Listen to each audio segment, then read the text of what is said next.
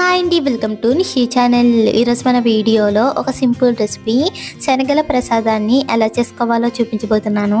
మనకి వినాయక చవితి, వరలక్ష్మి వ్రతం ఇలా పండగలకు కానీ లేదా గుడిలో ప్రసాదంలా పెట్టడానికి కానీ ఎక్కువగా ఈ శనగల ప్రసాదాన్ని సింపుల్గా చేసి పెట్టుకోవచ్చు. అలాగే చాలా త్వరగా టేస్టీగా కూడా చేసుకోవచ్చు. మరి ఆలస్యం చేయకుండా సింపుల్ అండ్ టేస్టీగా శనగల ప్రసాదాన్ని ఎలా చేసుకోవాలో చూద్దాం. ముందుగా ఈ శనగల ప్రసాదం చేయడానికి ఒక గిన్నె తీసుకుని ఒక కప్పు వరకు శనగల్ని తీసుకోవాలి. అలాగే నీళ్ళని పోసుకుని ఈ శనగల్ని రాత్రంతా నానబెట్టుకోవాలి.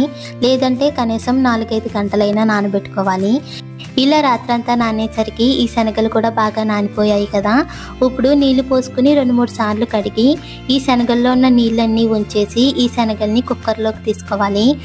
ఇప్పుడు శనగలు ములిగేంత వరకు నీళ్ళని కూడా పోసుకుని అలాగే రుచికి సరిపడా ఉప్పుని కూడా వేసుకోవాలి. ఇప్పుడు కుక్కర్ మూత పెట్టి మంటను మీడియం ఫ్లేమ్లో పెట్టుకుని 2-3 విజిల్లు వచ్చేంత వరకు ఉడికించుకోవాలి. ఇలా 3 విజిల్లు వేసాక కుక్కర్లో ఉన్న ఆవిరి మొత్తం పోయిన తర్వాత మూత తీసి చూస్తే మనకి శనగలు అయితే ఇలా మెత్తగా ఉడికిపోతాయి.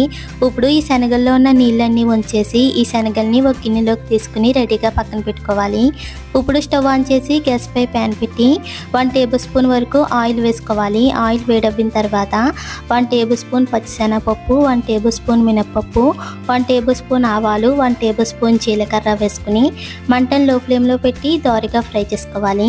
ఇవి ఇలా దోరగా వేగిన తర్వాత చిన్న అల్లం ముక్కని సన్నగా తరిగి వేసుకుని అలాగే 4 పచ్చిమిరపకాయలని పొడుగ్గా కట్ చేసుకుని వేసుకుని పచ్చివాసన పోయేంత వరకు ఫ్రై చేసుకోవాలి. ఇవన్నీ కూడా బాగా వేగిన తర్వాత మనం ముందుగా ఉడికించుకున్న శనగల్ని వేసుకుని ఒకసారి మొత్తం అంతా కలిసేలా బాగా కలుపుకోవాలి.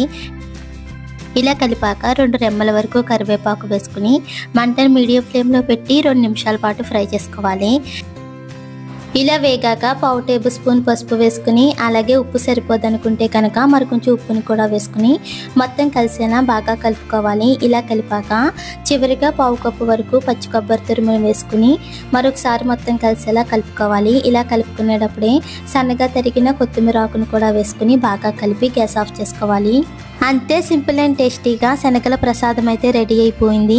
ఇలా మనం వినాయక చవితికి, వరలక్ష్మి వ్రతానికి కానీ లేదా గుడిలో ప్రసాదంలో పెట్టడానికి కానీ చాలా సింపుల్గా చేసి పెట్టుకోవచ్చు. మీరు కూడా ఒకసారి ఇలా ట్రై చేసి చూడండి. ఈ రెసిపీ మీకు కూడా నచ్చినట్లయితే ప్లీజ్ లైక్ చేయండి, షేర్ చేయండి, సబ్స్క్రైబ్ చేసి పక్కనే ఉన్న బెల్ బటన్ని క్లిక్ చేయండి. Thank you for watching.